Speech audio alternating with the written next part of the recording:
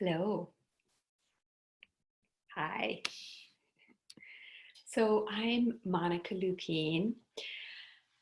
You probably remember that I've been making all these inspirational meditation videos and yoga videos to help support us during this time. And today I wanted to make a different kind of video. So this is not an inspirational video. This is an honest video as to what I'm dealing with and what we're all dealing with. So thanks for joining me. If you want to click out, feel free to. So we're all in this together, and we've been under so much stress for so long now that we're all having different methods of coping and trying to deal with it. One of my go-to things that I've been doing is I've been running around like a maniac trying to find new tools to help myself and to help you all. And I've been exhausting myself in doing that.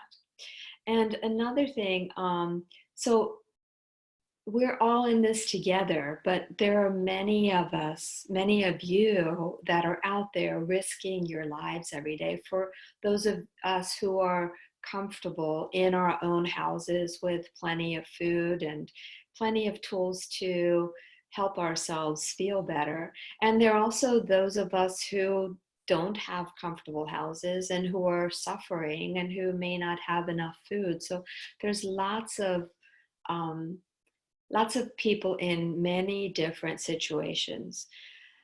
One way that we're all in this together is that we're all activated in the most primitive parts of our brains right now, and that's the reptilian brain, the brain at the back of your head that is kind of the brain that gets activated when we're under a lot of stress.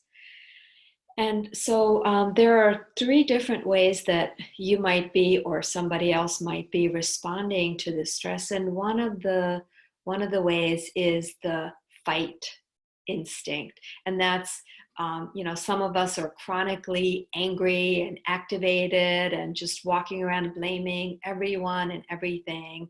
And there's conspiracy theories and all kinds of things going on because there's so many people that are just angry and activated. And then the second one is the flight instinct. And the flight instinct, you just have to keep moving in order to make it go away. And so many people are doing so much cleaning, and they're getting their house in order, and they're doing all those tasks they've been putting off for years. And that's wonderful. That's wonderful. And then the third way is the freeze instinct. And that's kind of where I've been finding myself a lot of the time, is in just not even being able to do anything and just kind of wanting to curl up into a little ball and not um, being productive at all because I'm just so scared about what's happening. And so we're all in this together, and we're all reacting in our different ways, and we all need to find ways to help ourselves.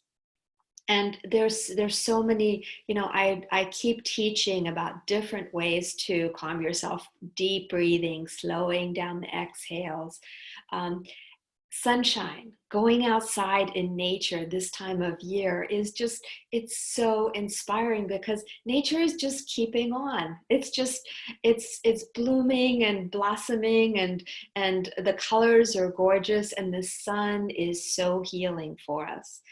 Of course, exercise is really, really important. Keeping movement going, yoga, meditation, breath work, all those things are very, very helpful. And we also have to give ourselves permission to have those meltdowns. And that's kind of where I've been in the last couple of days, is just having a meltdown and going back and forth between allowing it and saying, okay, I need to do this right now, and then fighting it. And how can I get myself out of this? And what can I do? And how can I make it better? And so I know Tara Brach says, it's okay, darling, just holding yourself in your heart space and saying, it's okay, darling. And Thich Nhat Hanh says, sweetheart. Actually, it's Tara Brach who says sweetheart, and Thich Nhat Hanh says darling. It's okay. We're all using different terms of endearments. So Thich Nhat Hanh says, darling, I care about your suffering. And sometimes just taking those breaks and saying, you're suffering, it's okay. My go-to is, it's okay, baby. It's okay, baby. It's okay, baby. Maybe even stroking myself, stroking my head, sometimes holding my head in my hand, saying, it's okay, baby. So those are things that I'm doing.